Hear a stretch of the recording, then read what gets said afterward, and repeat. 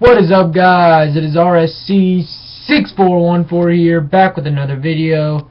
This time I'm reviewing WWE Monday Night Raw. Overall, I gotta say the show was okay. It was pretty good. It had some highs, it had a few lows, but no complaints. Let's go ahead and get to the review. The first thing we had was the Intercontinental Championship tournament. Rob Van Dam versus Alberto Del Rio. Rob Van Dam would defeat Del Rio with the 5-star frog splash for the 1, 2, 3, and RVD would advance in the bracket to go on to the semifinals and face the winner of, I think it was Cesaro and Henry. And then after that match we had Ryback. We had the kind of tease of Triple H and Stephanie McMahon and Batista and Randy Orton. They were talking in backstage. To open up the show, by the way, they had an Ultimate Warrior tribute. All the superstars were out there wearing Ultimate Warrior gear, so that was cool because good tribute to Ultimate Warrior. They played some highlights, and it was a cool moment. So that was cool to open up the show. I thought it's kind of like a Ultimate Warrior tribute show. And like I said, Triple H, Stephanie McMahon, Randy Orton, and Batista were talking in the back. And then they showed, then we got to the Rhodes brothers, Cody Rhodes and Goldust versus Ryback. This match was back and forth. Ryback's on a winning streak lately. Curtis Axel got hit with a disaster kick by Cody Rhodes. Then Cody Rhodes would go for a disaster kick on Ryback, but Ryback counters and hits the meat hook clothesline on Cody Rhodes for the 1, 2, 3, and Ryback defeats the Rhodes brothers. So I'd like to see Ryback get a push and feud with the Usos. I think it'd be entertaining, to be honest. I wouldn't mind seeing Ryback with the tag title. So who knows what will happen next. The next match we had was Paige, the Divas champion, who won last week over AJ Lee, debuting. She faced Alicia Fox. Paige hit the Scorpion cross lock. She locked it in and made Alicia Fox tap. Short match, whatever match, just to give Paige some more momentum. And give off to a good start. Then we had a Bo Dallas video package. So Bo Dallas is coming to the WWE main roster very, very soon, it looks like. So we'll have to tune in and see when he'll debut. I'm not too much of a Bo lever, but who knows? We'll see what they do with him.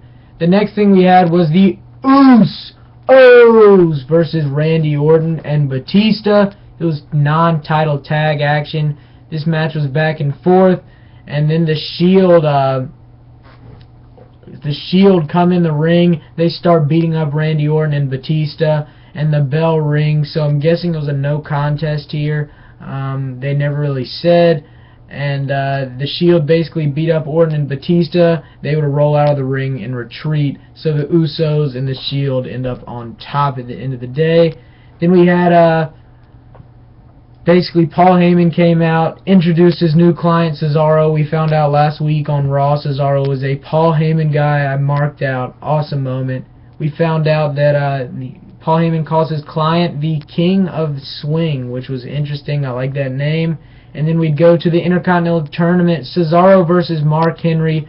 Cesaro would hit a European uppercut off the top rope, and then he'd hit the neutralizer on Mark Henry for the 1, 2, 3. Cesaro would defeat Mark Henry. He would advance to face RVD for the semifinals.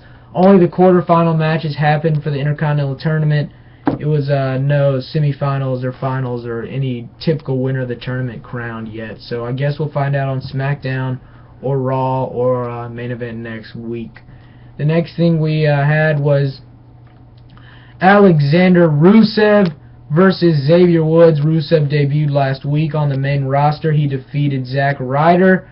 And again, Alexander Rusev locks in the camel clutch. I think he calls it the accolade submission maneuver, making Xavier Woods tap in another kind of squash match to get Rusev over.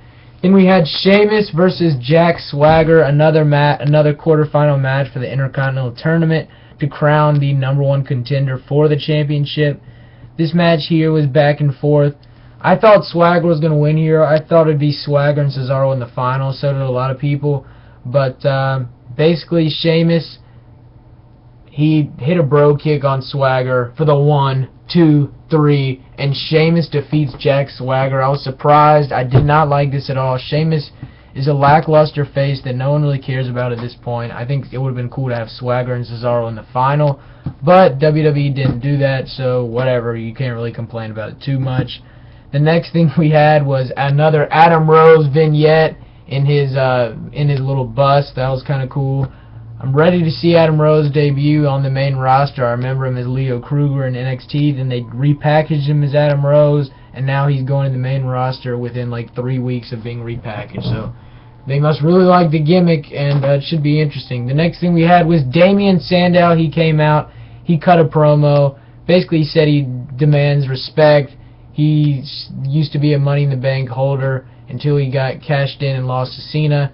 He was I thought the promo was really good. He was talking trash to Big Show, who was in the ring. Big Show hit the big knockout punch on Sandow, making Sandow look like crap. Once again, they keep burying Sandow, and not a fan of it. Sandow is really talented in the ring. He's good on the mic. I think they should give this guy a push.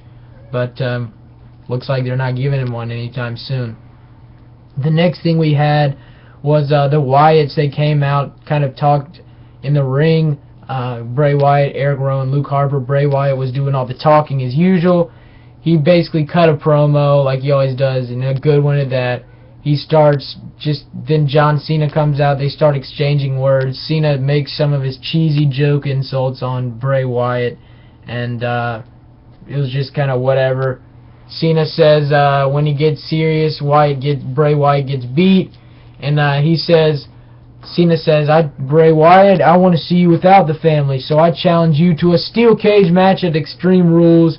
Wyatt agrees, so we have Bray Wyatt versus John Cena added to Extreme Rules in a steel cage. Since Cena beat Wyatt at WrestleMania, I'd expect Bray Wyatt to beat Cena here at Extreme Rules, but we'll see. It should be interesting. I'm not really looking forward to this match. I think they should have ended the feud when Cena won. But it looks like they're going to drag this feud on until everybody gets tired of it. Next thing we had Santino and Emma versus Fandango and his new dance partner Layla. This was back and forth. Basically what happened is Emma goes up to the top. Fandango distracts Emma. Layla knocks Emma off the turnbuckle and pins Emma for the 1, 2, 3, and Fandango and Layla pick up the win. The next thing we had was Stephanie McMahon talking to Kane. She said he has poor behavior. He's not acting like the devil's favorite demon. She's basically she's talking down to Kane, telling him he's not as good as he used to be. Kane gets angry. He looks like he's going to basically chokeslam Stephanie McMahon. He looks over, and there's the red mask that Kane wore before he took it off. In a case, he opens up the case, picks up the mask, and he says, I'm going to eviscerate Daniel Bryan and send him to the depths of hell. So it looks like finally we're getting Kane back with a mask on. Thank goodness, because I hated Corporate Kane's ring attire. I did not like Corporate Kane at all, really. So I'm glad they'll put the mask back on him. So looks like we'll probably see Daniel Bryan feuding with Kane for the title. I wouldn't be surprised, so look for that. The next thing we had the final quarterfinal for the Intercontinental Tournament #1 contender. We had Bad News Barrett versus Dolph Ziggler. This match was back and forth. Overall, I thought it was one of the best matches of the night. Basically, Barrett sends Ziggler flying he basically hits Winds of Change on Dolph Ziggler, and then Barrett hits the Bullhammer on Ziggler, and because Barrett went to go hit the Bullhammer, Ziggler countered with a roll-up, then Barrett kind of sends Ziggler flying up in the air, and hits a Bullhammer on Dolph Ziggler for a 1, 2, 3. Good match overall. I enjoyed this. I thought it was the best match of the night, in all honesty. Barrett picks up the win and advances to the semifinals to take on Sheamus. So we have Cesaro versus Rob Van Dam in the semis, and Bad News Barrett versus Sheamus in the semis. So Whoever wins those semifinals will advance to the finals. Whoever wins the finals will go to the will be the official #1 contender for the Intercontinental Championship. And then the next and final match of the night, we had the main event, the Shield. The Authority was going to pick their opponents for them tonight, so we didn't know who they were facing. And then 11 guys come out. You have people like 3MB out there. You had 3MB, Alberto Del Rio, Fandango, Jack Swagger, Rusev, 3MB, Bad News Bear, Ryback, Titus O'Neil.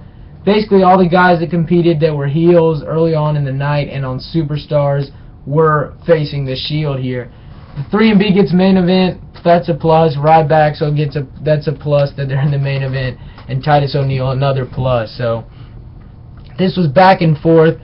They were fighting, and then a brawl broke out. The ref rang the bell, so it was a no contest here in the main event. All the 11 guys were in the ring beating the Shield down, and then all of a sudden Evolution's music hits. I'm marking out Batista, Randy Orton, and Triple H all come out.